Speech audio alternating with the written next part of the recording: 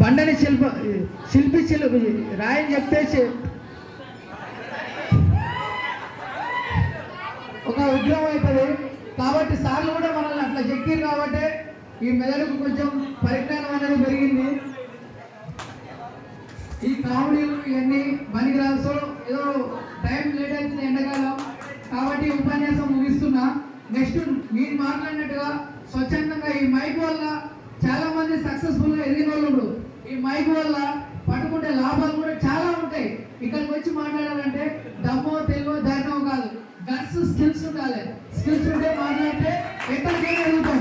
కాబట్టి ప్రతి ఒక్కరు సిగ్గు అవేర్నెస్ లేకుండా సెల్ఫ్ కాన్ఫిడెన్స్ మీకు నచ్చింది మీకు తోచింది మాట్లాడాలి. నెక్స్ట్ నా స్పీచ్ అయిపోయింది.